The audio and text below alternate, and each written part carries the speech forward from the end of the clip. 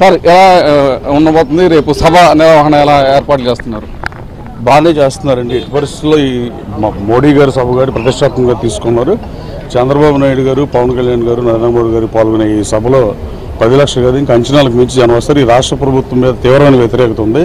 ప్రజాస్పందన చూస్తే అది అర్థమవుతుంది. గ్రామాల్లో ఎమ్మెల్యే స్థాయి అభ్యర్థులు పోటీ చేసే కంటెస్టెంట్లు వెళ్తేనే ప్రజలు బాగా వస్తున్నారు. ఇటు పరిస్థితి ఈ మీటింగ్ సూపర్ సక్సెస్ అవుతుంది. రాబోయే కాలంలో బీజేపీ మద్దతు ఈ ఆంధ్రప్రదేశ్ రాష్ట్రాన్ని చంద్రబాబు నాయుడు గారు అమరావతిని మళ్ళీ రీబిల్డ్ చేయాలన్నా, దానికి పూర్వవైభవం తీసుకురావాలన్నా, పోలవరం కట్టాలన్నా, పరిశ్రమలు రావాలన్నా బీజేపీ సహకారం కూడా అవసరం.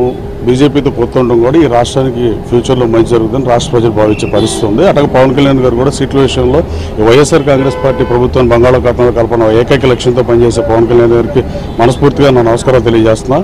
సీట్లు అవసరమైతే ఆయన తగ్గించుకుని అయినా బీజేపీకి ఇస్తున్నాయంటే రాజకీయాల్లో అది యూజువల్గా హ్యాట్స్ ఆఫ్ చెప్పాల్సిన అంశంగా నేను భావిస్తున్నా. అంటే ప్రధానంగా 68 సంవత్సరాలు ఏర్పడితే ఈ రాష్ట్రం ఏర్పడి 65 సంవత్సరాలు దాదాపు 23-24 సంవత్సరాలు ముఖ్యమంత్రి బాబు చంద్రబాబు నాయుడు గారు చిన్న వయసులో ముఖ్యమంత్రి, సింహభాగం ఆయనే ఎక్కువ కాలం పనిచేసిన ముఖ్యమంత్రి. అట్టగే ఎన్టీ రామారావు గారు కూడా 8 సంవత్సరాలు పైబడి ముఖ్యమంత్రిగా పనిచేసిన పరిస్థితి.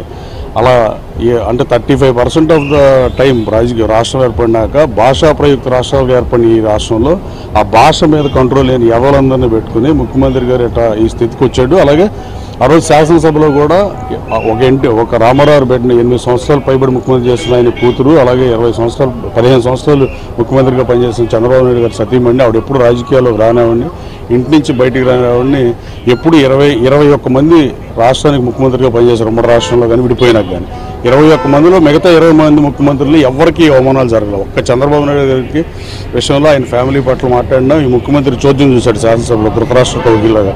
ధృతరాష్ట్రుడు ఆ రోజు మహిసభలో కూడా నేను చూడగలుగుతున్నాను, ఎలా చెప్పగలను, వెళ్ళగలుగుతానో మాత్రమే చెప్పగలిగాడు ఆ రోజు. కానీ ఈ దుస్థితి రాష్ట్ర ముఖ్యమంత్రిగా ఉన్న ఈయన శాసనసభలో ఉండి కూడా దాన్ని కనీసం ఖండించలేకపోయేందుకు సిగ్గుపడాలి. ప్రధానంగా చూస్తే కూడా మంచి విలువ ఉండేది ముఖ్యమంత్రి. అంటే ప్రధానంగా చూస్తే కనుక పొత్తులు వ్యవహారం అంటే బీజేపీతో కూడా పొత్తులు కుదిరిన తర్వాత తొలిసారి గారు 17వ తారీఖున సభ నిర్వహించబోతున్నారు. ఈ సభ ఇంకా అటు ఏదైతే అధికార పక్షం కూడా దాని వైపే చూస్తూ ఉంది. ఎందుకంటే అది ఎప్పుడు జరగని విధంగా సభ జరగబోతుంది. దాదాపు 10 లక్షల పైగా జనం హాజరవుతున్నారు. మరోపక్క దేశ ప్రధాని నరేంద్ర మోడీ కూడా సభకు హాజరవుతున్నారు.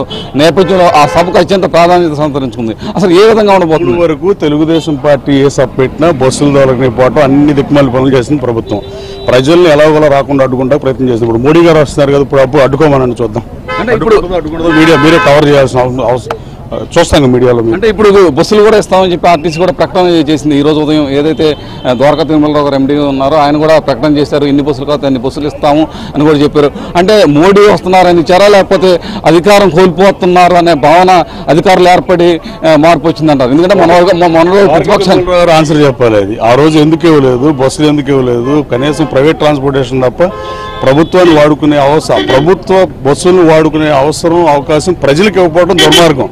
ఆయన ఆర్టీసీ ఎండీ ఆ రోజు అయినా ఈ రోజు అయినా ఇవాళ ఉన్న పరిస్థితుల్లో మోడీ గారు వస్తుంటే బస్సులు ఎత్తున్నారంటే దాన్ని బట్టి మీరు అర్థం చేసుకోండి. ఇంకోటి ప్రధానంగా చూస్తే ఇప్పుడు కూడా కొంతమంది అధికారులు మార్పు అనేది ఇంకా కనపడలేదని కూడా తెలుస్తుంది. ఎక్కడ చూసినా సరే ఇంకా దాడులు కూడా తెగపడుతున్న పరిస్థితి ఉంది.